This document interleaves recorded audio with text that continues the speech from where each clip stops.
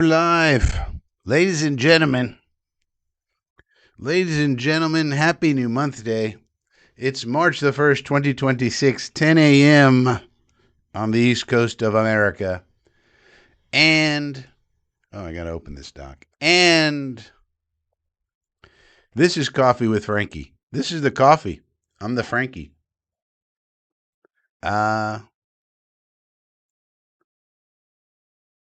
Select stream. Select this stream.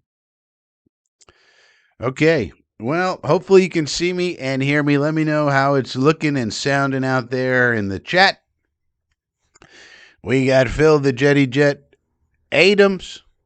Wake up and smell that coffee, Frankie fam. The Frankie fam is here on FSPN. We're going to monitor the situation. We got a lot of situations to monitor around here. Hikate is here. Howie is here. Duncan Lloyd is here. The great Alan Dodds is here. New Paltz legend. And Phil. All right, so we're sounding good. We do have breaking news as of 1 hour ago. It has been reported by Country Club Connor Hughes. He says, and I quote, the Jets are and continue to actively negotiate with Breece Hall's representatives in hopes of reaching an agreement contract. An agreement and a contract are the same things, but that's what he said. Per sources, the preference is not the tag, he says. So we want to sign Breece to a multi-year contract. That's awesome. I predicted it would get wrapped up by the end of this week. It's the end of the week. Here it is Sunday. So hopefully we get that done today or tomorrow. Now, his representatives are Nicole Lynn. She's one of the better agents in the NFL. She is, I think she's the president or of Clutch Sports. And Nicole Lynn also represents Quincy Williams, Jalen Hurts, amongst others. And her negotiating sort of forte is that she does take things to the last minute, as you would expect, trying to get the best for her clients. But then she will accept a fair market deal.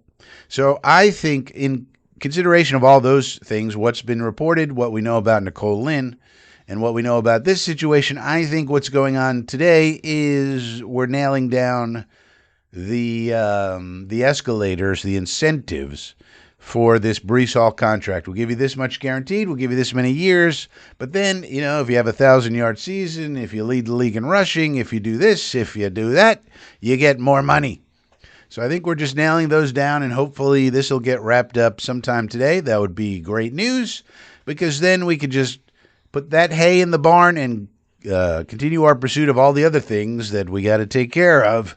Most importantly, and including the quarterback situation. So this is good news. Country Club seems to be the only one reporting this as of right now.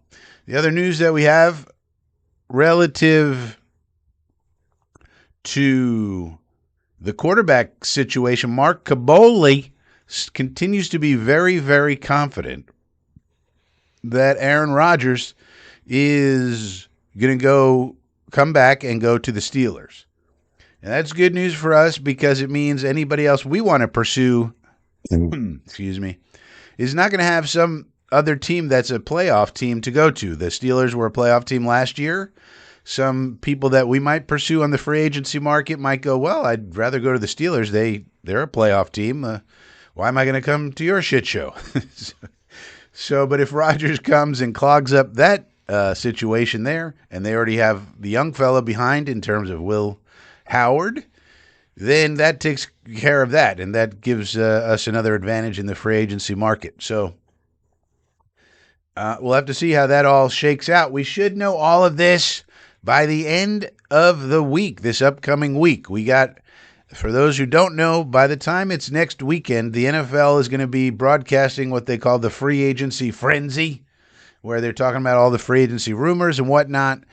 And there should be some signings in terms of our own players, hopefully, by then. And then, so they'll be talking about what's going to happen. And then on the 9th, which is a Monday, next Monday, the legal tampering window opens. So you can tamper legally with the other team's players, and we should be getting lots of rumors about that. And then on the 11th, Wednesday, the new league year starts. Deals can become official. And so next week is going to be crazy times, basically, around here and around everywhere where they're talking about football, because there's going to be a lot of movement, a lot of stuff going on. We may be sad, we may be happy. Who knows how it's going to go? But, we'll be signing some people, that's for sure. And hopefully we sign the right ones. So that's the latest. That's where we are as of 10:06 a.m. Combine's wrapping up, and so forth and so on. Joe Mike is here with a thumbs up. James Thompson's here.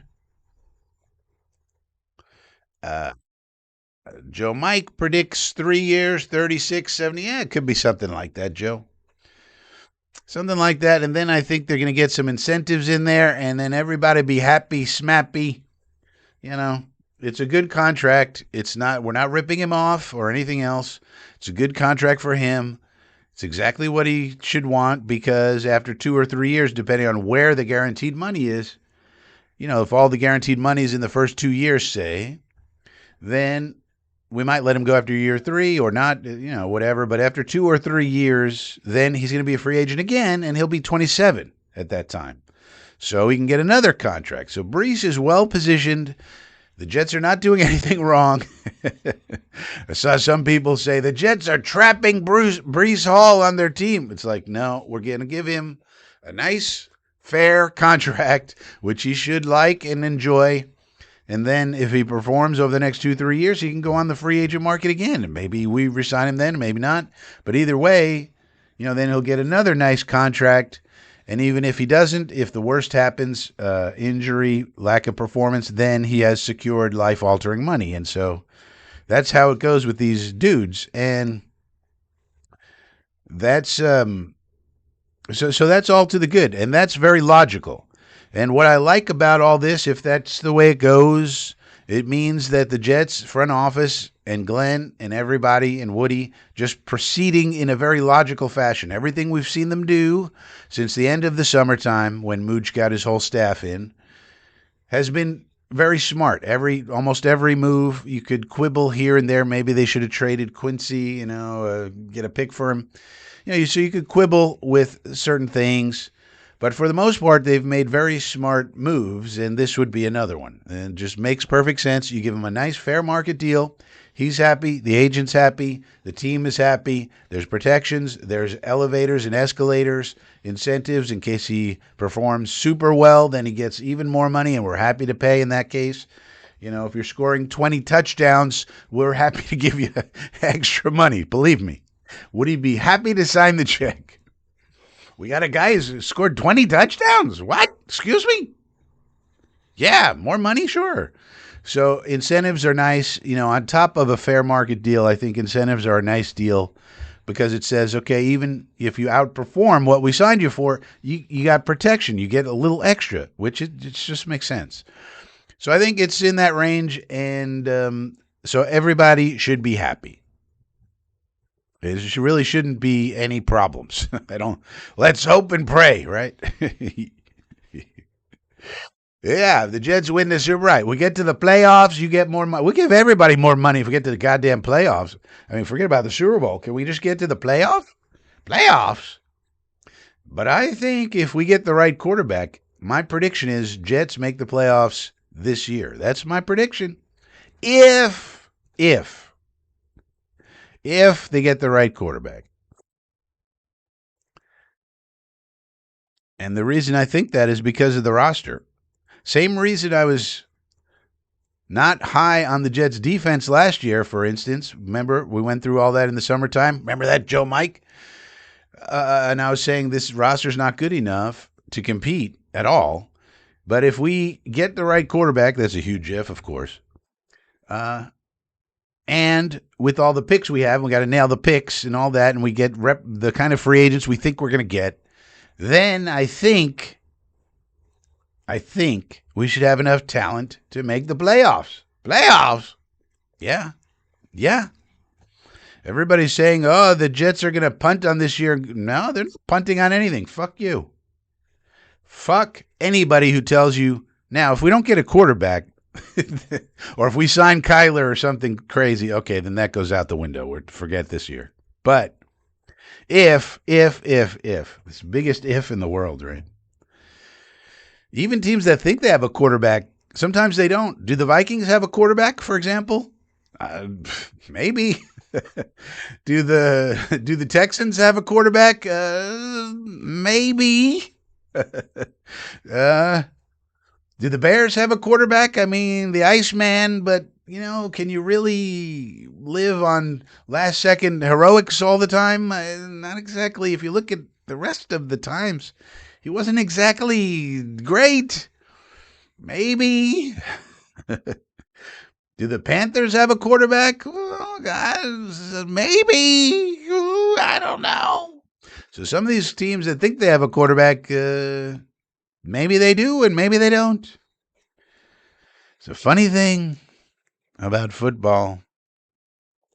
Eddie Hunt is here. Eddie Hunt. Damn, I missed the first piece of news already. You got to be paying attention to FSPN, Eddie. We here at FSPN are the most trusted name in fake news.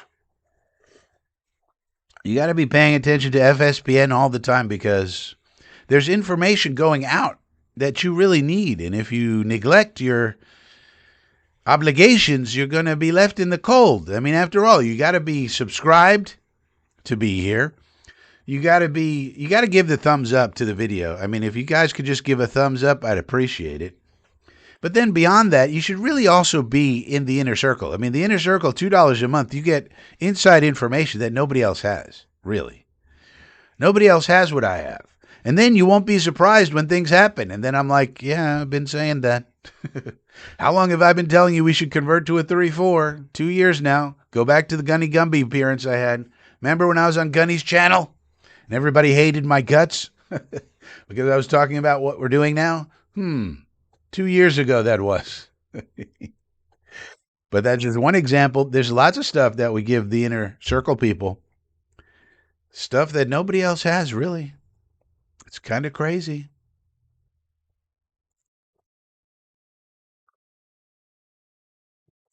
Now, here's something that just came out. Breaking news as of 33 seconds ago.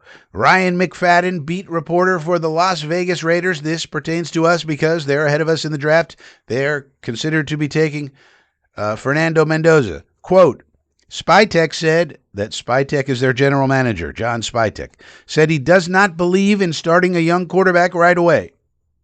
The Raiders are evaluating all options at quarterback, including Geno Smith. I don't think he stays, says Ryan McFadden, but retaining Smith and letting him play until Mendoza is ready makes some sense. So there's breaking news from the Raiders. They might keep Geno, so that's one less quarterback perhaps on the free agency market. Geno wouldn't be coming back to us, but he might be a fit somewhere else that could affect us, like people were talking about. Geno Smith would make sense in Minnesota, where KOC is, and they need to basically push JJ a little bit. Geno might be a good candidate for that, in which case that means somebody like Cousins, who's more suited for us, then wouldn't go there. So if the Raiders keep Geno, then that's one less quarterback on the market, and that means maybe one more place for a quarterback like Kirk Cousins, for example, to land. I still believe the best place for Kirk Cousins to be would be with us, but that's just my belief. And, these players have minds of their own, and they have preconceived notions of where they want to go. So, but that's just being reported now. The Jets could sign Aaron Rodgers. Yeah, no, Rodgers, it looks like Ian Rappaport said this yesterday that if Rodgers comes back, it's basically the Steelers or nothing. He's not going to go play for somebody else. He's not going to go to the Vikings. He's not going to go. I mean, basically every quarterback that's out there, everybody says, "Oh, the Vikings would be a good place." Like every single one, Kyler Murray, anyone, Vikings because of KOC. KOC didn't do so good with Carson Wentz, this little quarterback whisperer. What happened there? Didn't do so, hasn't done so good with JJ McCarthy. If KOC is such a quarterback whisperer, why is JJ, on the maybe list? He didn't do so good with the Pastronaut when he was there. Remember that? Josh Dobbs. I mean, just because, it happened with Sam Darnold, I think KOC is getting a lot of credit maybe for things that aren't necessarily the case. Maybe Sam Darnold was just at the right age and the right time and the right place indoors. I don't know. I mean, maybe it was his time. It was time for Darnold to shine. And maybe he was all about Sam Darnold and less about KOC. Maybe that's the case. After all, you see that J.J. McCarthy has talent. If KOC is such a wonderful quarterback, why didn't he just make it work with J.J. then? What do we got to go through all this hullabaloo? Right? See, sometimes these people get these reputations and the media just like reinforces it over and over and over, and then everybody just believes it. It's kind of crazy. JoJo's here. JoJo was a man. Tucson, Arizona. Get back, JoJo. Get back. Phil Adams' Cousins was free to speak to anyone whilst he was indie. No, he's not free to speak to anyone. I mean, he's free to speak to anyone, but he's not released yet. He's still a member of the Atlanta Falcons. Remember that. So technically, we can't even talk to Cousins until March 9th, technically, because he's still currently a member of the Falcons. Just because you say you're going to release someone doesn't mean you have released them. Keep that in mind. They said they're going to release him, but they have not yet released him. So we technically cannot talk to him until March 9th, which is next Monday. Harry W. is here, the great and legendary Harry W. Now, all the rest of you people in the chat should be very excited because Harry W. is here. This man is a legend of the chat. Is there anybody better in the world in the chat room than Harry W.? I don't think so. So, you should feel very privileged and happy. Harry W., he's a member of the Inner Circle, by the way. And you could be a member of the Inner Circle by clicking the join button down below. For $2 a month, you get incredible insights that nobody else has but old Frankie. And you get to join Harry W. as a member. I mean, come on.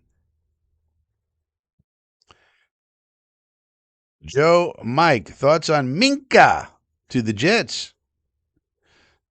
Yeah, I would love it. This makes a lot of sense to me. There's a couple of pieces to this. Dick Chimney said that the Jets are trying to trade for a safety or in the trade market for a safety. I was trying to piece together who it would be other than Minka. So Minka was in the news because the Dolphins, it was reported, are looking to trade him. And then Dick Chimney said the Jets are looking to trade for a safety, so Minka fits that, obviously.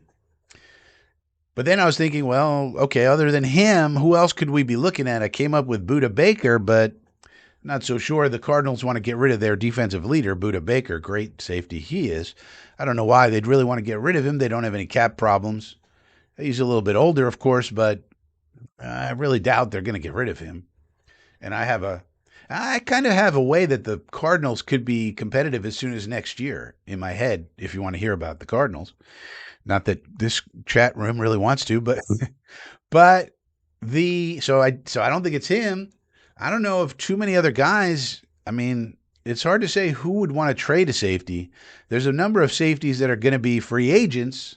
So, like Nick Cross was someone I wanted to acquire. But if we could get Minka, it would seem to me it just depends on the price that the Dolphins want. but we could make it worth Minka's while. We could sign him to a 3-year deal. He's got a 1 year left on his contract. We could extend him, therefore make the agent happy, get ourselves solidified at that safety spot, and Minka would be actually perfect for what we need. If you want to listen to me. Okay, listen to me. Listen. I just came up with this.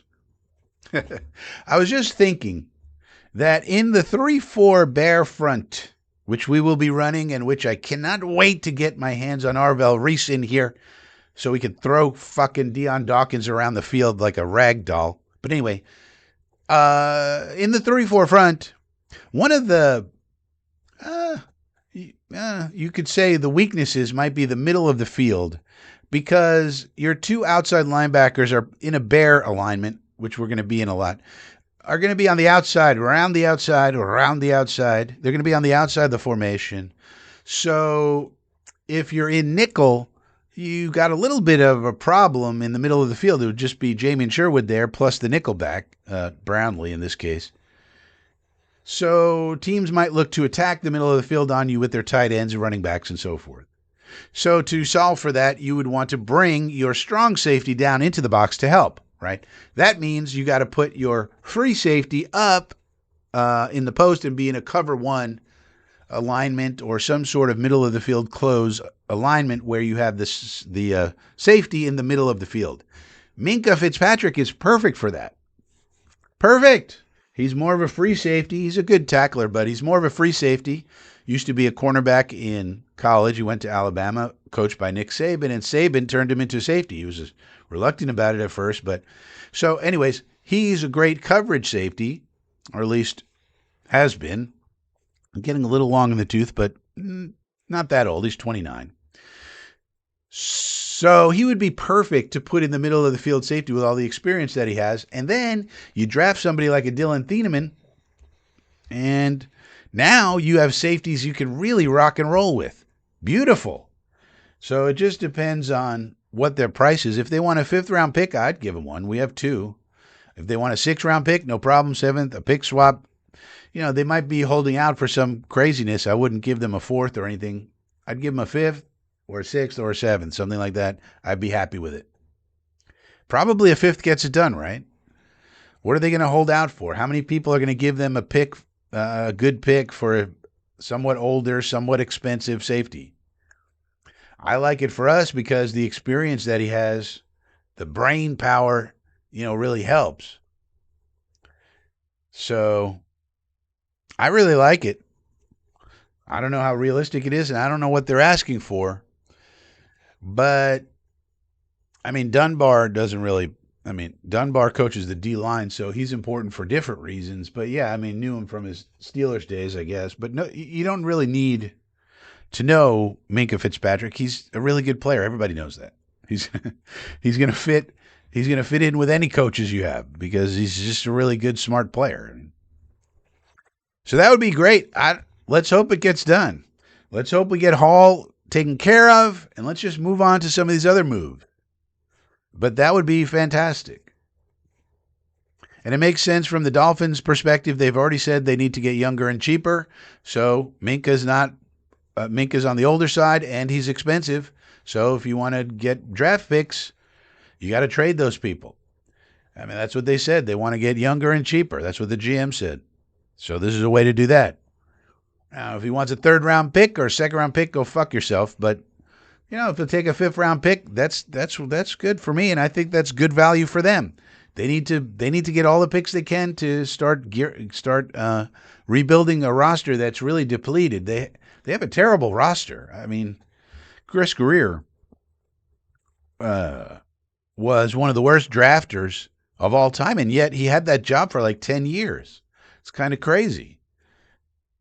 He kept missing on 1st-round picks over and over again. Miss. Holy cow. And then the most controversial pick of all was Tua, of course, and that's an ongoing debate that will never die.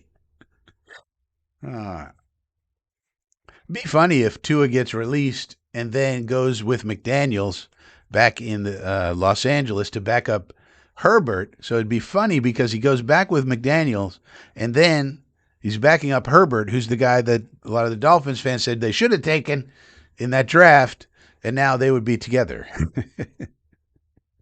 That'd be funny.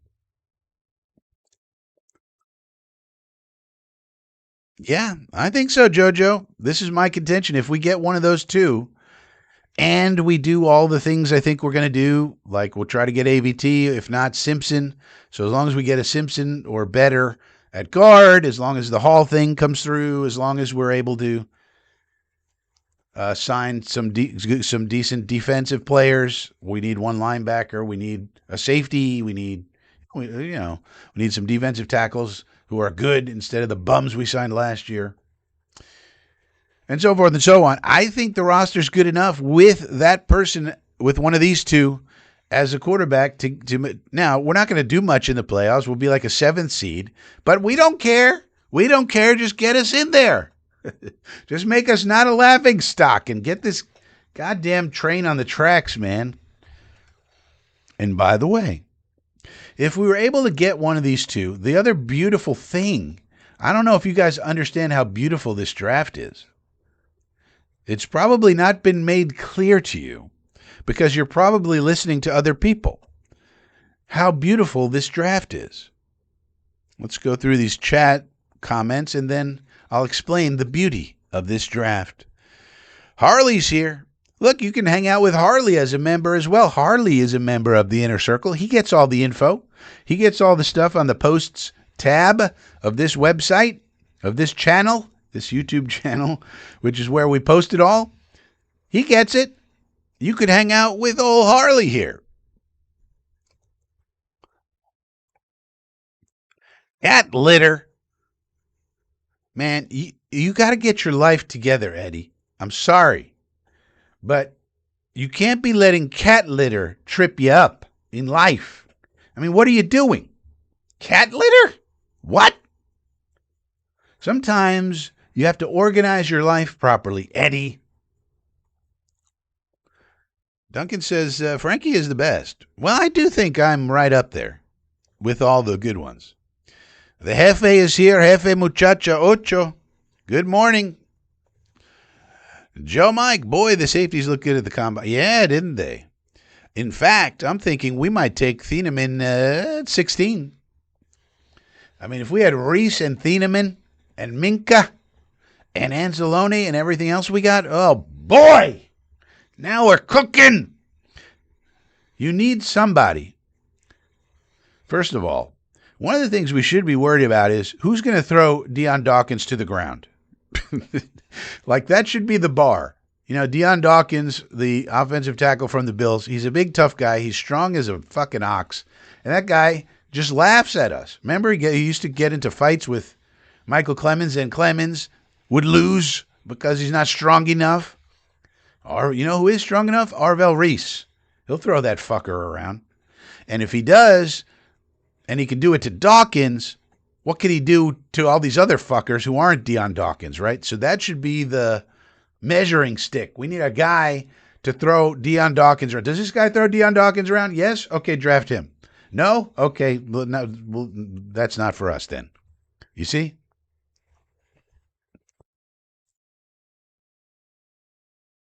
Yeah, there you go. You got to keep it on. You got to keep it tuned to FSPN at all times. Oh, we got a super chat from Tino.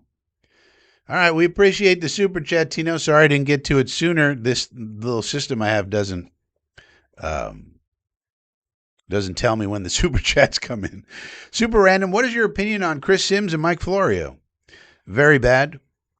So if you were a member of the Inner Circle, one of the things I put out is all of the things that Chris Sims has gotten wrong as far as the draft is concerned. And it's very big stuff. For example, he said Zach Wilson's the best quarterback in his class. He said Kellen Mond is going to be a great quarterback in the NFL. He said that De'Ami Brown is better than Jalen Waddle. He said just so much bullshit. Tyleek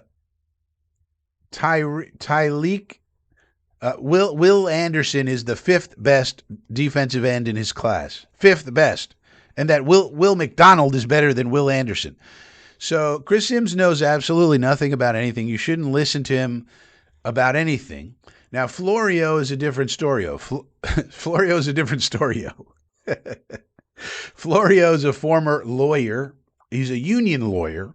So he's going to come at everything from the union perspective and hating the owners. Because if you know anything about lawyers, first of all, they all suck. You know, there's the old joke, what do you call 10,000 lawyers at the bottom of the ocean? A good start. So he's a beady-eyed little lawyer, you know. But he's also a union lawyer. So everything that happens, he's going to take the player side over the owners. It's also a easy position to take in the media because who's going to criticize you for criticizing the owners? You know, these old fuckers, right? So, but sometimes he does have good information, unfortunately. So Florio, you gotta filter his information through the lens of he's a union lawyer. So anything he says about the CBA or this or that, he's on the union side 1,000%. The owners can never do anything right, you know, never gives him credit for anything. But then on the other side, sometimes he has good information. So you got to be careful. So that's the way it is with most media people. You have to know how to filter them. Some people you just filter out completely. They're just total nonsense, like Tony Pauline, for example. Total bullshit. He's just trying to get into the aggregators to keep his name circulating so he can get other jobs. You know that because he keeps showing up as working for a different outlet every 4 months. He keeps getting fired because he's so terrible.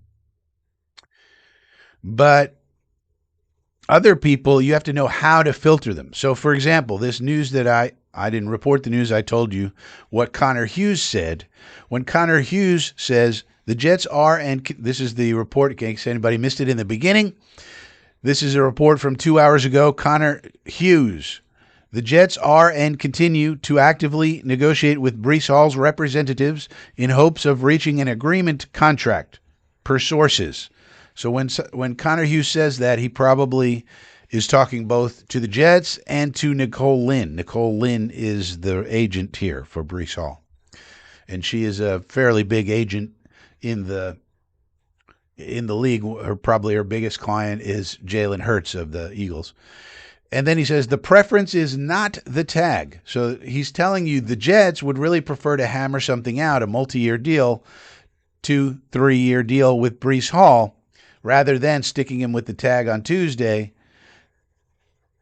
So this right here, when he says per sources, it's good information.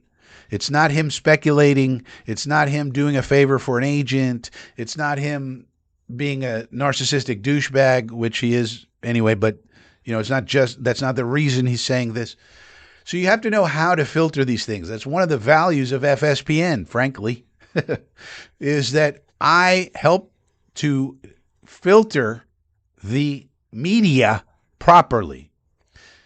Another example, Zach Rosenblather of The Athletic. And I would encourage everybody to follow me on X. I mean, X is where the news breaks these days. It's just, if you're not on X, you're going to be behind. And one of the reasons you should follow me is because then I start dunking on these people when they deserve dunking on. So Zach Rosenblatt, for example, doesn't watch college football, is not a football fan, and has admitted that he's a journalist because he wants to write human interest stories, and football is a way to do that. That's what he has said about himself. Not a big football guy. Doesn't watch college football.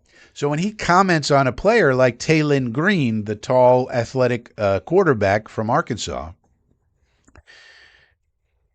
you should laugh at him. You should laugh in his face, and I put out a quote tweet dunking on him because he deserves it, saying that, people who don't watch college football sure do have a lot of opinions about college football players, because he put out a tweet about Taylon Green. And you need to know who are the people who watch college football diligently in the media and who do not. Rosenblatt does not, Hughes does not, Cimini does not. Generally, the beat reporters for the NFL don't. And so any of their opinions or reports or things about college players should be thrown in the garbage unless they're getting the information from reputable sources, which they do sometimes. That's one of the reasons they don't watch college football. Well, they're not really sports fans. But they think also on top of that, well, I'll just talk to the experts. My job as a journalist is talking to people. That's what the job really is, and then figuring out how to report the information that you get from people who are experts at certain things, right? At college football or whatever it may be, scouts, etc. So that's the way you need to view all these people. That's why it helps to know, for example, that Mike Florio was for 17 years a union lawyer. He also, in his early days of publishing, uh, used some very bigoted language towards, let's say, people who, let's say, don't like people of the other sex. Put it that way. He published this on his blog using bigoted language for such people. So, and then he apologized for it, and people have forgotten about it for some reason or another. It's right on his Wikipedia page. Not exactly like Pablo Torre finds out. I just go on, do a Google search, and you find out about this shit about all these people. So he's probably deep down a bigot also, because why would you publish that stuff? Why would you write that stuff on your blog when nobody knows who you are if that's not how you think and who you are? Right now, he would never do that because obviously he's very famous and such. So that so that's a long answer, but that's one of the values of FSPN. That's one of the things we do on this channel is we break down the media. And people get a little annoyed with me sometimes that I focus on it so much, but I do think it's important so that you understand how to put into context the information they're giving you. And that's one of the values we bring.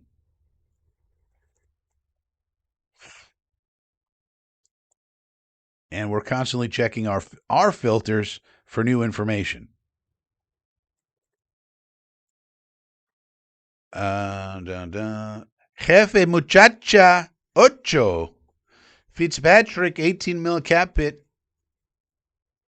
I would even well, yeah, we probably need to rework it, but that's easy enough. That's why you extend him. That's why I said that. Extend him, then you just give him a big signing bonus, and then that's how you reduce the cap hit. So it's a beautiful thing. He's happy. We're happy. Let's look at Fitzpatrick. And then everybody's happy. Give him a 3-year deal. You spread it out, lower the cap hit, easy peasy. We want him here anyway. Yeah, 18.8. Yeah, so you just have to rework the deal. It's easy. Yeah, it's a little much, but you just take him. We want him here anyway for a couple more years. There's no reason not to. We'd be happy with a player like this. We need his brain more than anything. We need smart people here. But yeah, we got to bring this down. You're right, Hefe. But it's easy. Easy to do. And he's happy to do that. It's not like you're asking him to make a sacrifice. You're saying, "Hey, would you like a whole bunch of money right now?" That's, and you always remember, you always want $1 today over $1 tomorrow. If somebody says, "Would you like this dollar today or would you like it tomorrow?" you always, always, always take it today because of the time value of money.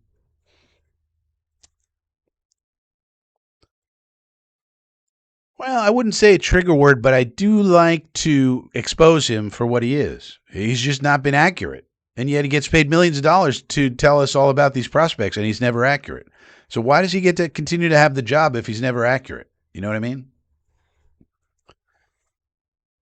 Yeah, yeah, Bialy, R.I.P. for sure.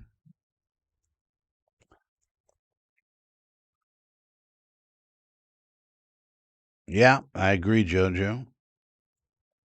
Thieneman, Simpson.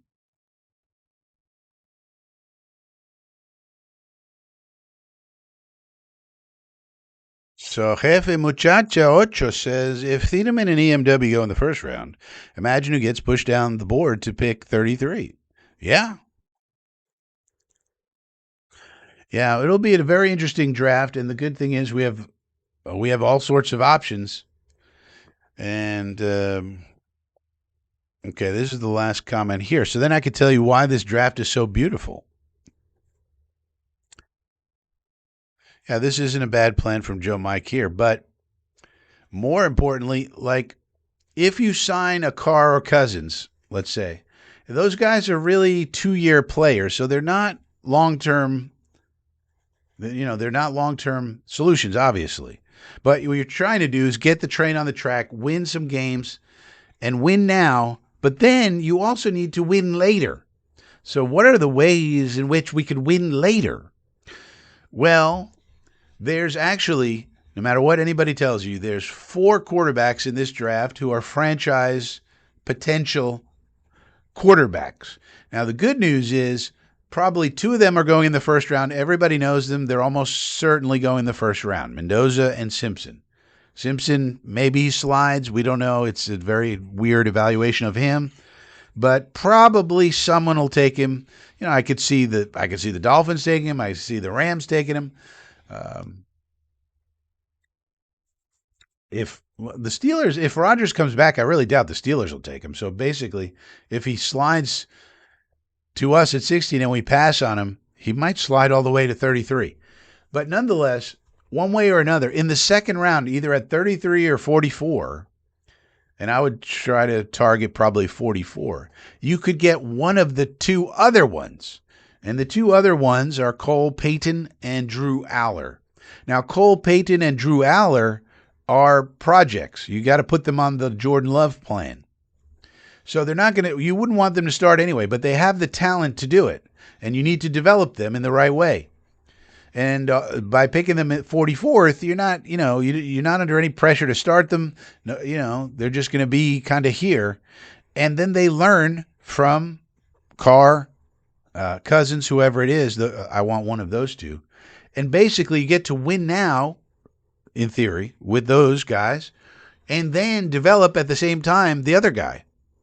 And then you sign a veteran to be a true backup and do it that way. And that's why this draft is pretty beautiful, because probably at 44, one of those guys is going to be there. Now, what if all 4 are gone, Frankie?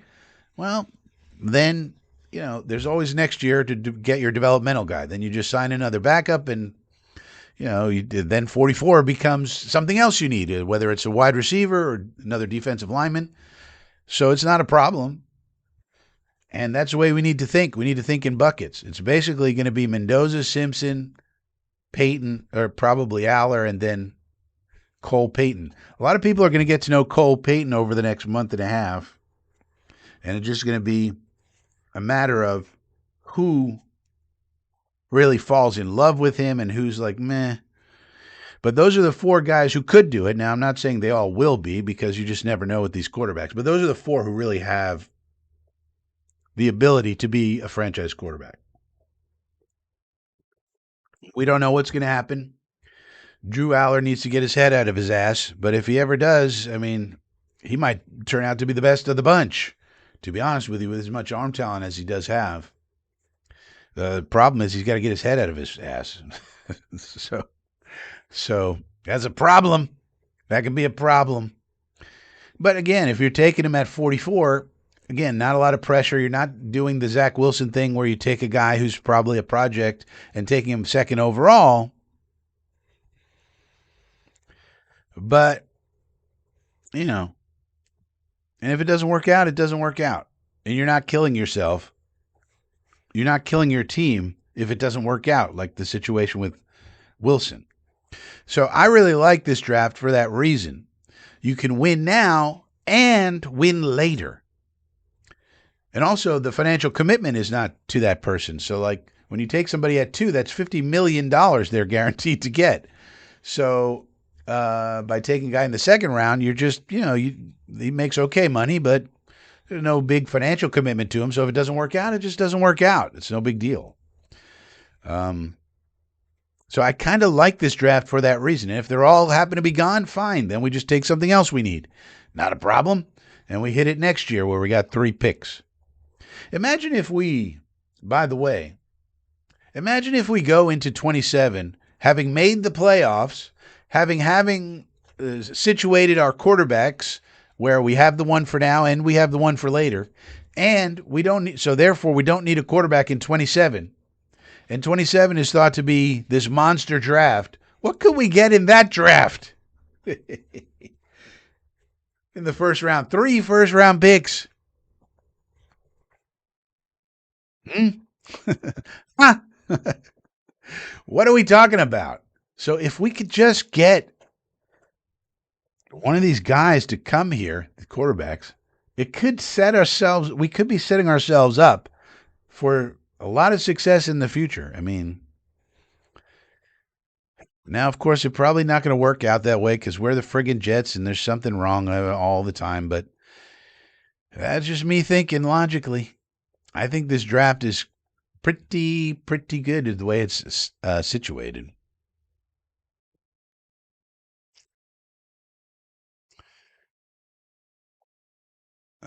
Let me catch up on these. Win later. Well, win now and win later. What about that? Joe Mike Cole Payton is a sneak quarterback pick. Yeah, he could have. He could have. And plus, but that's a big dude also. Yeah, and so the question with Drew Aller is really, was he on a terrible, like he had nothing on the unbelievable in terms of like weapons this year. Notice when he had one weapon, Tyler Warren, he had a big year. So if you give the kid weapons, maybe he can do something. This year they had no wide receivers, no tight end, nothing. The coach got fired. The offensive coordinator's a retard. And so is it him? Is it the system? Is it the weapons? What is it? We don't know. Why does he have his head up his ass so much? We don't know. He has a lot of experience. He has 35 game starts and 45 games played in college. And he's only 21. That's another nice thing about Drew Aller. He has 35 game starts, 45 games played, and he's yet only 21. Whereas other players are like 23, 24, like a Carson Beck is like 24 years old or something. So, in other words, there's a lot of development to be done there. If he sits on the bench for 2 years and then he comes in, he's 23. So what? 24. And now he's got a couple of years learning from the veterans and being in the NFL locker room, et cetera, et cetera. He's very coachable. He's a great kid. But for some reason, he has his head up as a keister. And the question is why? And I think a lot of the meetings that people have with him is going to be trying to figure out why he has such incredible arm talent and size and he's a bright kid. I mean, he's a smart person, but that's different from football IQ. But so the question is, okay, why? Why did you do some of the things that you did? Show us on film. Why did you do this? Dum. So his answers to those questions are going to be probably helpful in teams as they evaluate him. But that's really the question. He should have been much better than he was. And the question is, why wasn't he?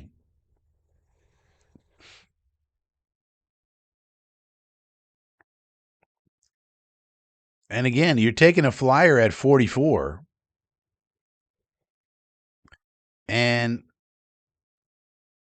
if it hits, you get yourself a franchise quarterback. If it doesn't, then you know, so what? You're not killing yourself with how high you're picking him. That's the beauty of it. Because he's dinged up. There's a lot not to like about him also, so that's why he's not a surefire first round pick. So that's the nice thing. If you could couple the free agent with the young, talented prospect, now you really have something. I mean, I just read something from the Raiders beat reporter saying Spytech might start Geno Smith over Mendoza, and that's a 1-1. He's taking him first overall, and he's going to put him right on the bench, potentially. Anyway, we'll see how it works out. But they're talking about that now where, hey, let's put 1-1 on the bench. First overall, bench him. Benched. You know, that's how the media will cover it. Benched. He got benched. Benched. So to do so for a 44th pick, second round pick, 44 overall, no big deal. Bench him. It's no big deal. So that's the beauty of it. Let him progress and develop on his own time. Whenever he's ready, you go. You could call it the Jordan Love plan or the Jackson Dart plan. Jackson Dart came in with 2 veterans, and the Giants said, however he progresses and develops is fine with us. If it's this year, great. If it's next year, I mean, eventually we got to make a decision, but whenever it is this year, week 1, week 6, week 12, doesn't matter. We're going to let him develop on his own time, and in the meantime, we have Russell Wilson, we got Jameis. We'll get by with those guys. And just so happened they brought him in around the 5th, 6th game, whatever it was, and he was ready to go. And you do the same thing here. Probably not going to be this year, though, because he's probably just not ready. But you never know. Maybe he shocks everyone and he's just farther along. But it's probably not going to be for a year or two down the road where it's even possible. And that's the beauty of it. And Derek Carr is 35 years old. If we get him, that's why he's my preference, actually. Because he's 35 years old, and you tell him, listen, we'll give you 2 years of starting. Yeah, we're gonna get a youngster behind you, and if you could mentor him, that'd be nice. But we'll give you $35 million guaranteed for 2 years at least. The job's yours unless you just totally stink it up. And we'll also give you some non-guaranteed money, or we'll give you a little guaranteed money in year 3. We'll give you a 4th year, but it's non-guaranteed, and we'll just see how it goes. And then you basically have a 2-year development plan for a young fella, whichever one you wind up getting. And then, I mean, that seems to me the best plan. And remember, Diana Rossini said the Jets have a plan. Stay tuned. Remember that?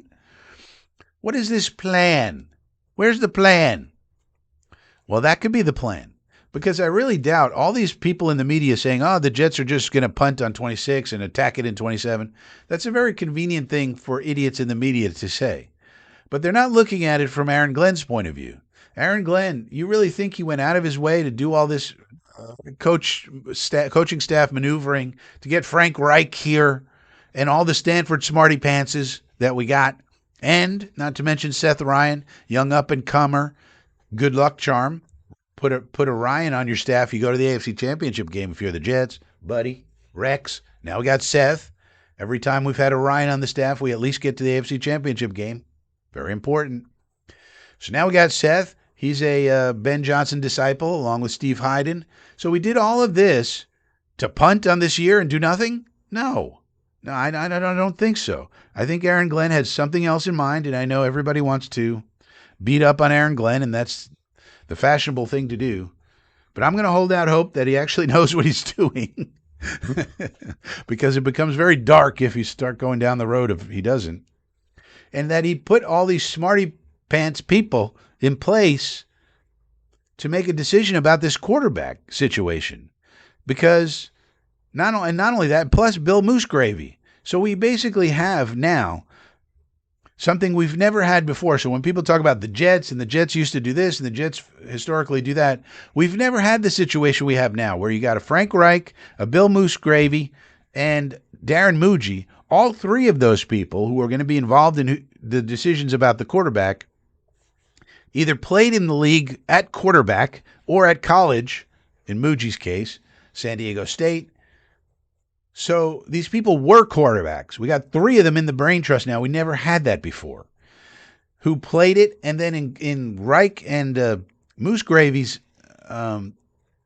situation, they've coached it for decades now. So they played it for decades, and then now they've coached it for decades. Does anybody know more about quarterback play than Billy Moosegravy and Frank Reich? I don't think so. And then the ultimate decision maker, the GM, played quarterback and wide receiver, and was in the NFL as a wide receiver practice squad, but still counts. So we've never, ever had that before. Now, if that brain trust, decides on Kyler Murray or some other dumb decision, I'm going to flip out. I'm going to lose it. You guys are going to see it. It's not going to be pretty either. I can just tell you, because there's absolutely no reason why a brain trust like that would make a decision like that. Like, it just makes no sense. The plan I just laid out to you to anybody should make the most sense. You win now and you win later. This regime cannot afford another losing season. They cannot. They cannot. And you may think it doesn't matter because, oh, okay, then Glenn gets fired and so what? And then we get, you may not care about it, but Aaron Glenn cares about it. Aaron Glenn's agent, Jimmy Sexton, cares about it. Frank Reich cares about it to a certain extent. I mean, it's not the worst thing in the world because I'm sure he has a 3-4 year deal and all that money's guaranteed. So, he could go back to Stanford, he could do whatever, and he still gets Woody's money. So, but still, if he wants to coach, these people want to stay here and they want to do well. You think they're going to just go with Kyler Murray? What? Guy who hates football and would rather be playing video games than doing anything else? And is a terrible leader and all his teammates hate his guts. And by the way, was injured, keeps getting injured and can't move anymore. And we're going to get him? For what reason? Well, he was the first overall pick back in the day. No. No. No. I refuse to believe it. No, siree, Bob. Nope. I refuse to believe it. Nope. Now, of course, we'll probably get breaking news. Jets interested in Kyler Murray. Oh, boy.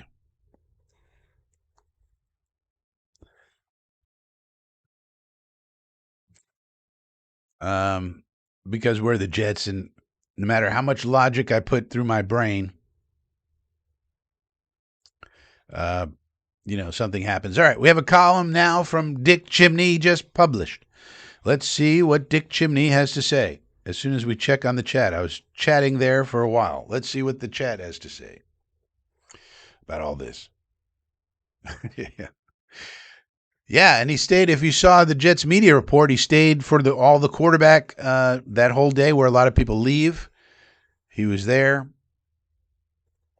Yeah, and we'll cover it. We'll cover it. Yeah, that's also true. Well, no, in terms of arm talent, yes, but not in terms of his legs. So if you watch Josh Allen play, now, in fact, JoJo, Aller may have a better arm than Josh Allen, to be honest with you.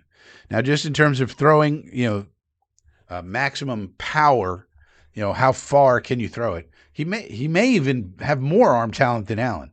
But what makes Josh Allen is the running, in addition to the arm. So, and they're similar size, and they're both white. So you got to be careful when you do comparisons. A lot of people look at the skin color, and you really should not, obviously, but people do because, people. But nonetheless, Josh Allen's game is running. A huge part of his game is running. That's not going to be this kid. He's okay at running. He's powerful, but he's not fast at all. So that's not going to be Drew Aller's game. So just keep that in mind. Yes, he has a big, powerful arm, similar to Allen, but not the running. Just keep that in mind. And he is 6'5", so he's tall. He has a powerful arm, but that's where the comparison ends.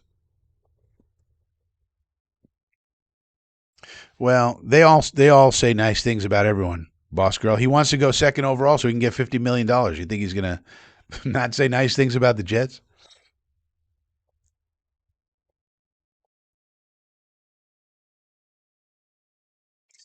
Yeah, man. If this happens, Phil, this channel's going to go dark. Like, I mean, switch to the dark side.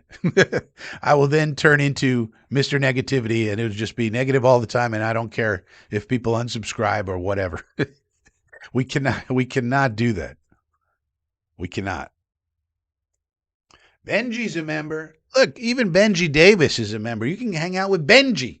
Who doesn't want to hang out with Benji? He joined $2 a month. I mean, come on, you spend more on just about anything. Spend more on tooth cleaners, tooth pickers. Well, Dodes, some people have made the comparison to Roethlisberger because Roethlisberger was big and strong and not fast. And Allard is kind of similar that way. So you want to say he's a combo of Roethlisberger Allen, that would probably be more accurate. But yeah, he's powerful. He has powerful legs, and he's strong. He's just not fast like Allen is. So I mean, Roethlisberger had a unique skill in shedding tacklers, and even guys that were like trying to sack him, he would throw them off and stuff. And he had very large hands, and so he could do those fakes and then fake again and then throw it. So Roethlisberger was kind of unique in a lot of ways, but there are some shades of similarities. All right, let's take a look at Dick Chimney's column just published right now. Draft impact. Um, so he's talking about who we're going to take at 2. Top candidates, Reese and Bailey. Obviously, a few years ago, Jets were flush with edge rushers. Now they're scrambling. I don't know if we're scrambling. We got to get a few. It says here, Glenn is planning to switch to a 3-4 front, according to 2 people familiar with his thinking. Okay, that's important. So even with Dick Chimney, rub it in, Rich, you got to know how to read his column. So when he says, according to 2 people familiar with his thinking, that's the truth then. They won't live in a 3-4. There will be multiple fronts. That's what every defensive coordinator says. But this represents a notable shift in philosophy. Yeah. All right. So this is even better. I did a video about this yesterday, and I'm going to do even more videos about it. I did a video about the roster yesterday. We get into the 3-4 thing and how all these players fit in, and then what do we need based on this? One of the things we need is more nose tackles. Talks about Reese, drawing Micah Parsons comparisons. Bailey, okay, so he's just talking about that. Mountain of a man, sweat, blah, blah, blah. Get the checkbook ready. Jets figure to be aggressive in free agency. Among the players they're considering. Oh, this is interesting. Ha! Ha! Man, Frankie don't miss. Listen to this. Among the players they're considering, according to people familiar with their thinking, so this is probably the agents, Brian Cook, safety, Kansas City Chiefs. Nick Cross, the one I identified. Frankie don't miss. Linebacker Alex Anzalone, everybody knows that. And defensive end Al-Quddin Muhammad from the Lions, among others, according to people familiar with their thinking. One name to watch is Miami Dolphins safety Minkah Fitzpatrick, who reportedly is available for trade. New Jets defensive coordinator Brian Dukes of Hazzard Duker was the Dolphins pass game coordinator. He's familiar with Fitzpatrick. That's true, but like I said, everybody's familiar with Fitzpatrick. He's not exactly a mystery. Highly touted prospect, coached by Saban at Alabama. First round pick, Steelers, everything. Everybody knows Minkah. So that's interesting. But out of the people they named here, Nick Cross is someone I identified. Anzalone, everybody knows he's going to be a target for us.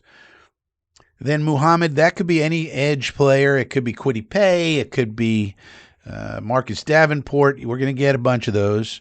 But also Brian Cook. Now, Brian Cook would be great, but I think Brian Cook is going to be top of the market, so I don't know if he'd want to come here, whereas Nick Cross is a little bit more cost-friendly, and therefore his market isn't going to be as strong, so we could probably higher likelihood we can get him. But if we got Cook, Cross, or Fitzpatrick, that would be phenomenal. Phenomenal. Would love it. All right. Item 4, the quarterback mystery. This is just what we were talking about. Everybody wants to know who will line up behind center in 2026. The Jets have been linked to no fewer than a dozen quarterbacks. Everyone from retired Derek Carr to Malik Willis. It's not a great year to need quarterback one. I disagree. So there's no surefire answer out there. There's a sense that the Jets will look to add 2 veterans. That's what I said too. Steering away from overpriced big names, focused on cost-effective backups, stopgap starters. If the plan is like McKee, Rattler, or Badgett, this is who gets mentioned here, or Jared Stidham, if we get any one of those and that's the starter, again, I will turn this channel into dark content constantly. We're going dark. Now, if one of these guys is the backup, I don't have any problem. McKee, Rattler, Badgett, Stidham, if they want to be QB2, that's totally fine. I don't know why you would trade for one of those guys when you could just sign a Sam Howell or Gardner Minshew or whoever. there's plenty of backups available. But these guys are not really starters. And Spencer Rattler, for example, I don't why would the Saints trade him? You need a backup quarterback, and same thing with Badgett, and same thing with McKee, and same thing with Stidham. Actually, all these backups on really good teams. These teams need their backups. Like the Saints haven't been good, but now they have Shuck, so they're going to think they're going to compete this year, right? Because they have Shuck. But if you're competing for playoffs, you need a backup quarterback in case your guy gets hurt. I mean, I don't understand all these people who think you could just trade for a backup quarterback. I don't really see it. Spencer Rattler is a nice backup. All these people that they're talking about are fine as backups, but those teams want them to stay. And it's the same thing with Mac Jones as well. All right, item 5, wait and see. Muji made it sound like they're in no rush to make a decision on former starter Justin Fields. Fields will have some control over his fate. He's due to make $20 million, half guaranteed, prohibited for a backup. If he's asked to take a pay cut, he could simply refuse, forcing their hand. Well, yeah, he's not going to take a pay cut. But the Jets could potentially trade him. So the other thing with Justin Fields that I don't understand why everybody wants to just get rid of him, we could keep him as the third quarterback, depending on what the first two quarterbacks are, and just hope for a bunch of injuries during the year and then get a trade for him. You know, if some competing team needs a quarterback for 3 games or something, and everybody's hurt and there's no quarterbacks available anymore during the year and it's before the trade deadline, well, then Justin Fields for 3 games makes a lot of sense, and maybe we get a 5th-round pick out of it. You let him go, you get nothing. So, I don't know. I wouldn't be. First of all, I don't care how much he makes as a backup. Who cares? That's not important. We sign him to the contract. He makes what he makes. But if you could flip him for a 5th-round pick because some team has a crazy injuries, then why not? That's what I would do. Smart handling of your assets. Item 6, no Mendoza. Muji and LV Raiders GM John Spytek are old friends, having worked together for several years with the Broncos. Friendship has its limits, though. It sounds like Muji has or will inquire about trading up for quarterback Fernando Mendoza, the presumptive number 1 pick. He indicated that his Broncos buddy isn't budging. Absolutely, we'll talk about all those things, but I don't think that's happening, Muji said with a laugh. Guarded. Item 7. It appears that guards Elijah Vera Tucker and John Simpson won't get new contracts before the start of free agency. Well, I don't know why it appears that way. And will hit the open market when the new league begins March 11th. That doesn't mean they're both goners. The Jets intend to keep tabs on them. I don't know. If we can't get AVT, I don't know why we couldn't just sign John Simpson before they get to market. And then item 8, they're reviewing how many people made fun of Aaron Glenn using a totally normal word like superpower that everybody uses.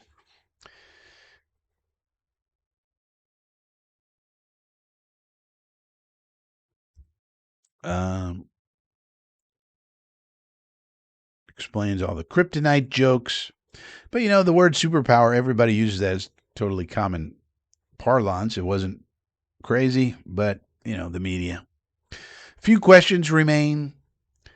Going over Martindale.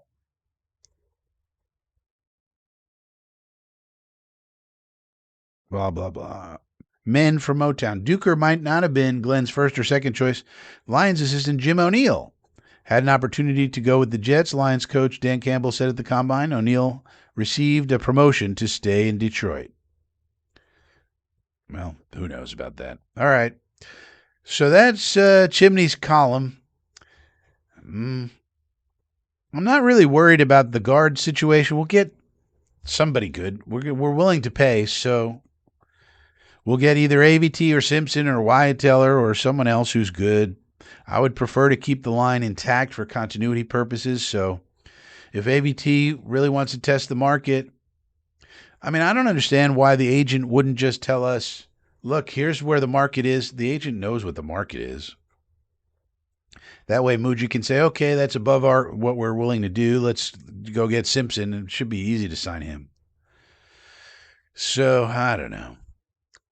That's the latest from Dick Chimney.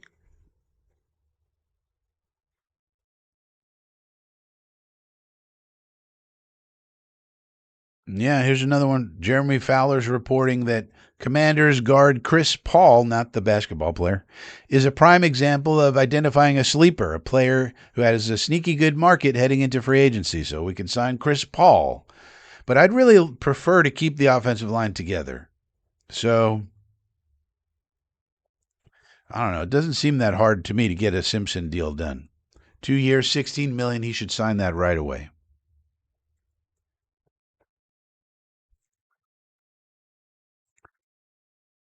All right, so that's the latest content. Yeah, Darth Frankie. It's gonna go dark if it's Kyler Murray or Tanner McKee or one of these bums. Forget it, man. We're going dark. We're going dark.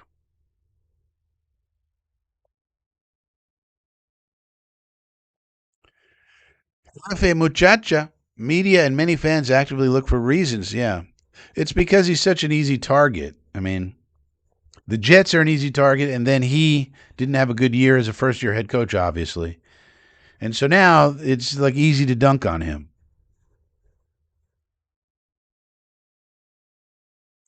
Yeah, I think it will because if you remember when we had Salah, and there was one of the seasons we actually had a decent record. I forget what year it was when we were like 7-4 or something like that. And once we were at that point, people were talking about Robert Salah for Coach of the Year, and Robert Salah is a genius, and Robert Salah is amazing, and oh my God, the turnaround that Robert Salah.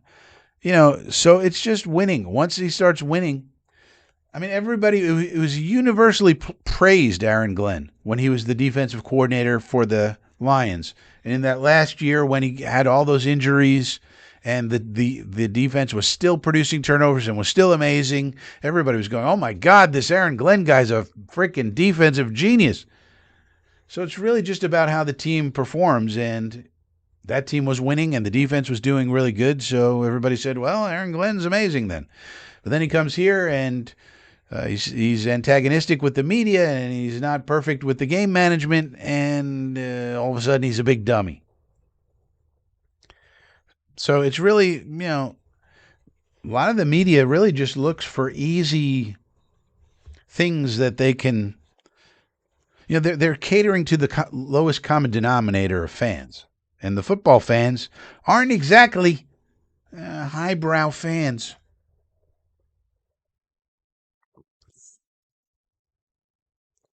Goads. People like an underdog story. Well, yeah. And that's why if we can just turn it around, I mean, everything will change. And it'd be better for everyone. It'll be better even for these media people.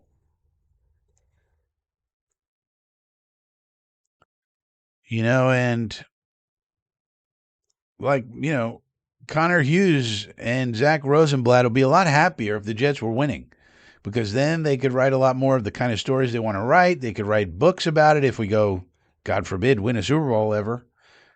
Think about how many books are going to get written if, let's say, we won the Super Bowl in 2027. let's dream, shall we? Let's say we sign Carr, we make all these great maneuvers in the draft and free agency, we stock up the team, and God forbid we win, we get to the playoffs, break that streak, and then in 27 we have 3 picks in the first round, so we get a bunch of blue chippers, and then the team is stacked, and we go and we win the Super Bowl. Can you imagine? How many these guys are going to get book deals? Connor Hughes is going to get a book deal. Zach Rosenblatt is going to get a book deal. Samini's going to get a book deal to write about the turnaround, the amazing comeback, the turnaround. Can you believe this ragtag bunch of people went and won the Super Bowl? And they're going to get book deals, and those book deals are going to be, $1 million advance to them. And then they get to go on tour. They get to go on a book tour. Do you understand how cool it is to go on a book tour where people actually care about your book and are lining up and they want your signature and all this? and you can do readings, and now you're being feted, as they say, and all because the Jets won. Like, you didn't have anything to do with it, but now you're living the high life. You know, you're eating caviar off of Russian hookers' shapely asses, and, you know, you didn't do anything, but you wrote a book that can make a lot of money because then a lot of people are going to want to read about how this happened. How the hell did this happen? The Jets won the Super Bowl? What? Excuse me? What? So that's a book that'll sell. And then you could be Gary Gnu Myers with his stupid Giants books and all this. That's what these people really want. You think they want to be tweeting and all up in the comments and worried about Frankie from Flatbush dunking on them with their stupid opinions? They want to write books, and they want to get $1 million advances and go on book tours and have people celebrate them and all this. That's what they want. So, yeah, if it turns around, all you got to do is win. And to win, you need the quarterback. And now we have the quarterback brain trust we never had. Think about our general managers. Joe Douglas was an offensive lineman. He tried his best, made a lot of mistakes. But he was an offensive lineman, and that was his background. Before that, we had McCagnon. Who knows what the fuck his background was. Before that, we had Idzik. Idzik, I think, was an accountant, if I'm not mistaken. No football playing experience. Then you had Tannenbaum. He was an accountant and a lawyer. So we've never had, going all the way back to Parcells, really, anybody in charge of the brain trust who knew what the hell they were doing as far as quarterbacks are concerned. Yeah, we lucked out with Chad, but Chad kept getting injured, Pennington. And then we took Sanchez, and he had the most success out of all of them. But that was on a stacked team there where really we should have won 1 or 2 Super Bowls, if you want to know the truth. But now we have a brain trust where people have played the position. That's the difference. And that's why I'll be so disappointed if they get it wrong again with all these people in here. I mean, Aaron Glenn made a big effort, fired a lot of people just to clear out the room for Reich to come in with his Stanford Smarty Pants kids and Seth Ryan over here, another one of Ben Johnson's proteges. And for what? To get the quarterback wrong? It just doesn't make sense to me. And then you get Billy Moosegravy, who has about as much experience. He played quarterback back in the day in the NFL himself. And then, so that means he played it in college. And then coaching, he's a grizzled veteran coach, 20 plus years coaching quarterbacks up. I mean, these are the people we have in the room, in the building now.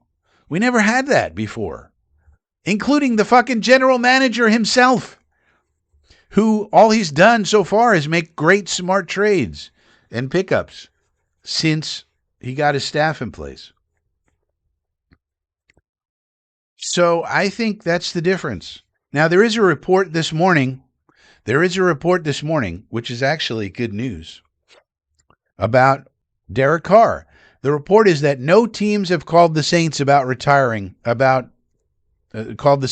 Derek Carr, which is actually good news, because we heard from Zach Rosenblather and Country Club Connor that the Jets have not yet decided on their strategy, or if they have, they haven't told anybody, including their sources, what their actual, who they're actually going to target this year for quarterback. I personally think they have decided, but they haven't told anyone. But why this report is good news, it could mean that we don't have any competition for Derek Carr. And that kind of makes sense because there aren't that many places for Carr to go. I think the Cardinals are going to sign Malik Willis. I think the Steelers are intent on signing Rodgers. And then you have the Raiders. They're going to take Mendoza, and you have the Dolphins, who have no money. So where else can Derek Carr go? And if that's the case, and let's say the next day or two, Reich gets back from the combine, we have all our meetings, put our heads together. Okay, what's the final determination here? It could be that in the next couple of days, the first thing you're going to hear, if that's the way we go, is the Saints have granted the Jets permission to talk to Derek Carr ahead of free agency.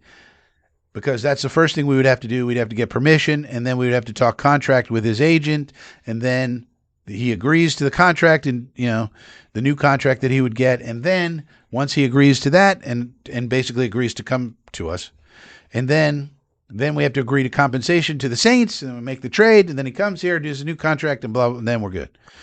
So that is actually good news, and it doesn't mean that nobody wants Derek Carr. It just means there's no good fits for him. Like the second best fit would be Pittsburgh. So if Rodgers doesn't come back, then maybe Pittsburgh might be a place. But, and some people have said, well, what about Las Vegas for him? Because he used to be there and he has a connection to Kubiak, and that's true. But he's going to want starter money. They already have Geno Smith if they want a veteran backup who makes 18. Carr could make with us 35 or so. And so if the Raiders want to go with a veteran, just stick with Geno. He's already there. You're paying him 18. It's a nice, friendly salary for a veteran starting quarterback. Or so, 18 against the cap, I guess it is, whatever it is. And so there's not really a lot of places for Carr to go, which is what I've been saying. We're the best place for him. And I think he'd be foolish. So I think the Jets would be foolish not to pursue him, and I think he would be foolish not to be interested in us. If only from the perspective of, well, look, if the downside is, if the only thing that's not appealing to you about our situation is that we haven't won much recently, true. Well, first of all, I think you coming here changes that, and I would make the case. But even if we continue to lose and it doesn't work out, you've now made, if he stays here 3 years, close to $100 million extra that you wouldn't have made. And how is it that as a Christian person who's a very devoted Christian, you're going to turn down all that money, which you could after you're done, after 3 years of losing, and let's say you didn't have fun, it wasn't, you lost too much, all right. But now you got $100 million in your pocket that you didn't have before, and as a Christian, you can go and fund ministries and food pantries and all of this philanthropic stuff, which is what you're supposed to be doing, by the way, as a steward of God's money. It doesn't belong to you. It belongs to the big man upstairs. And so how does that make sense from his perspective? So to me, that seems like, for all those reasons, seems the most logical outcome, but I don't know. It just seems like a lot of times logic gets thrown in the garbage. Breaking news. We have breaking news. The Vikings, as of 2 minutes ago, as reported by Iri Mairov, the Vikings will be releasing veteran running back Aaron Jones if they can't find a trade. No one's going to trade for him. So they're going to be releasing Aaron Jones. So that's another running back in the market. That's good news for the Jets, because that's another running back in the market of a crowded market already in terms of Breece Hall. So Breece should just take our fucking offer and sign it and be happy. Second, the Vikings will also be releasing veteran defensive tackle Javon Hargrave, barring a trade. No one's going to trade for his contract either. Minnesota will save nearly $11 million in cap space with the move. That's a guy we could target for our team. Also, former teammate of Harrison Phillips, get him over here. So that's another defensive tackle in the market, regardless if he comes to us or not. That's another defensive tackle in the market, looks like, for the Vikings. Can't see anybody trading for any of these people. Just let him get to the market and sign him for a decent deal. So very interesting. We should be getting more of these types of news things, news items this week as teams wrestle with the cap and everything else. Oops.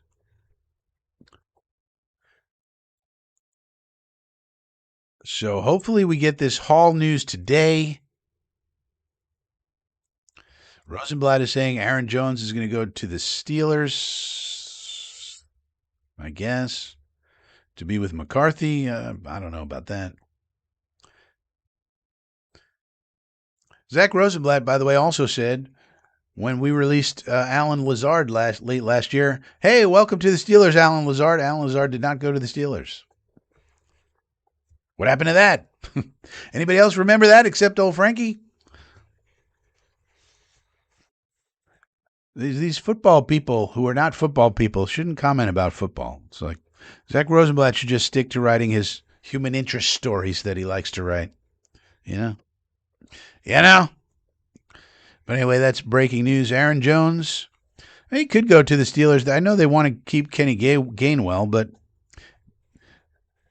these older running backs, that's another reason Breece Hall needs to just take the money, man. When you get offered the money, just take it. Take the money and run. B. Travis here.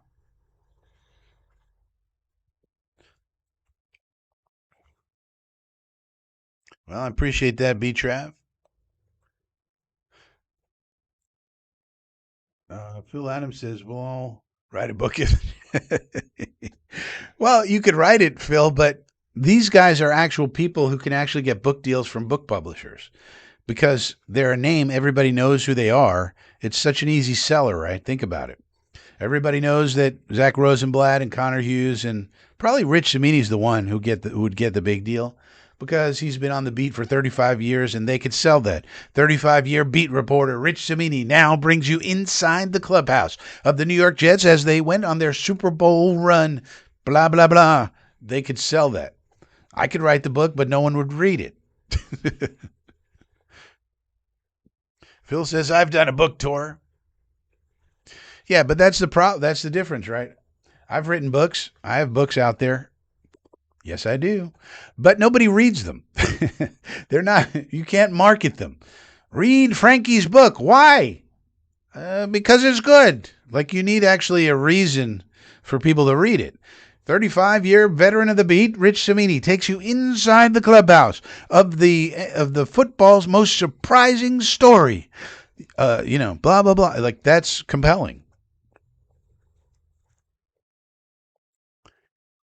Alan Dodds, any thoughts on this being the fastest running back class in the history of the combine? No. Just means they're getting these dudes train like crazy, It just means they train for speed. They lose weight, they train for speed, then they hit the speed marker, then they gain the weight back. Now they're not as fast as you thought they were. That's the secret. People aren't really getting faster, they're just training better. They all know that they need to hit these metrics, some of them. Some don't run, etc., and then they go to these specific places that help you run faster.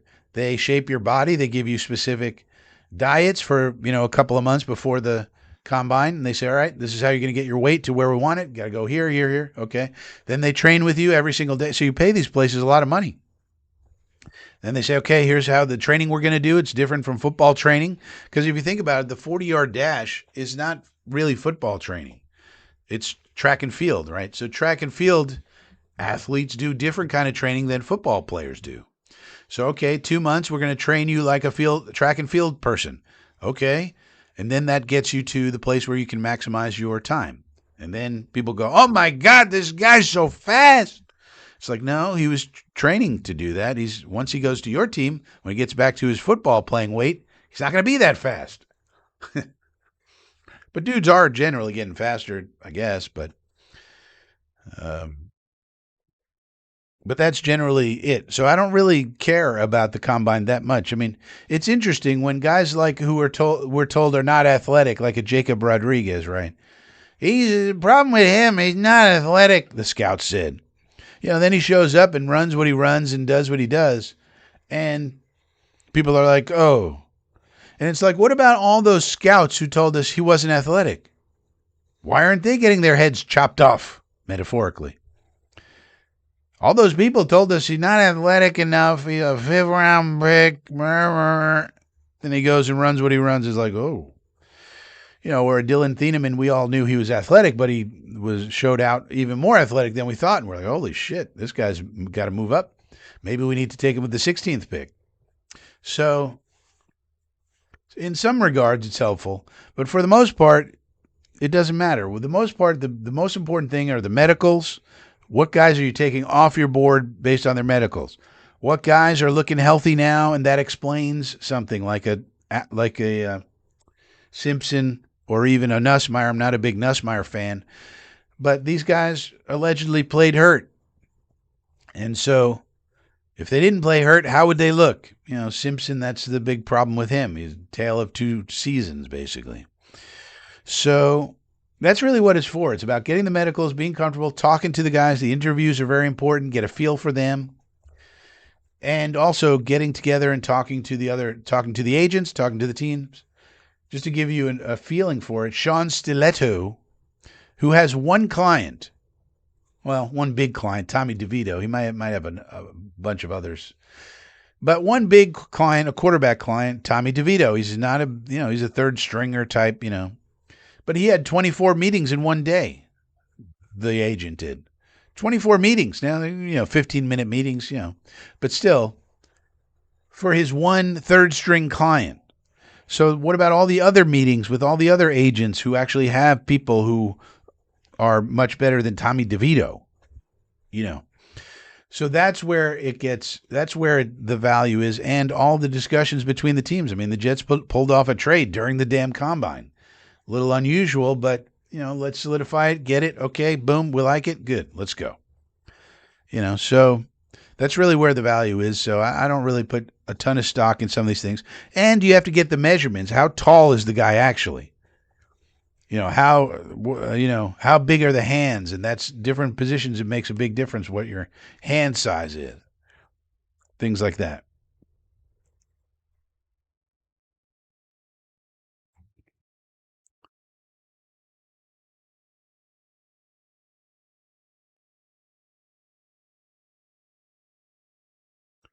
So, yeah, that's where we are. That's where we are.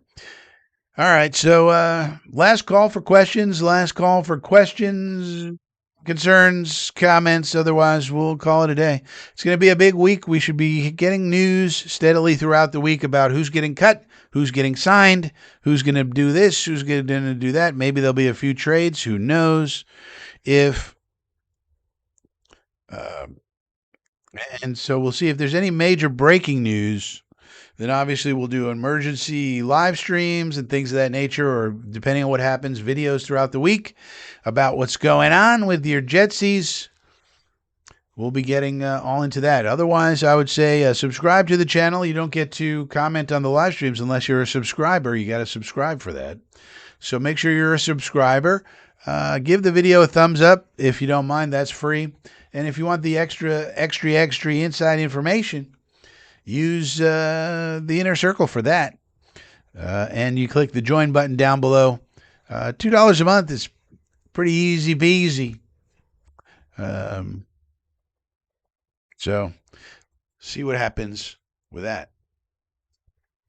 Jefe Muchacha came out clean. Yeah, I'm a little worried about him. So I would have Denzel Boston above him, personally myself. There's a group of really good wide receivers here. But if I'm the Jets, I'd just go get Denzel Boston. I like his game better than Tyson. But if we wound up with Jordan Tyson, that's not bad at all. So, but I would just go get, if we're taking wide receiver at 16 and Taters. So Taters is probably number one. I don't love Mekhi Lemon. I like him. I don't love Jordan Tyson. I like him. I like Denzel Boston actually better than those two. So at 16, I would just pick Boston if he's there. But if we wound up with Tyson, I wouldn't hate it. He's a good prospect for sure. Yeah, this week, Dodester, and this is when it's happening. Player acquisition will be occurring, and let's just hope Muji and crew continues to make smart acquisitions. That's what we need.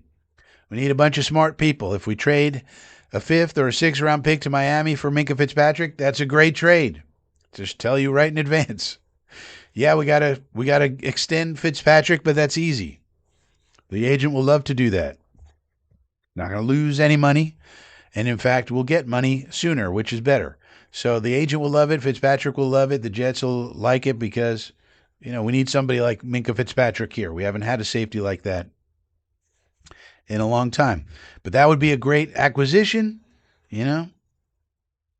But certainly by next week, the 9th, oh boy, it's going to be rumors flying, news happening all the time, so forth and so on.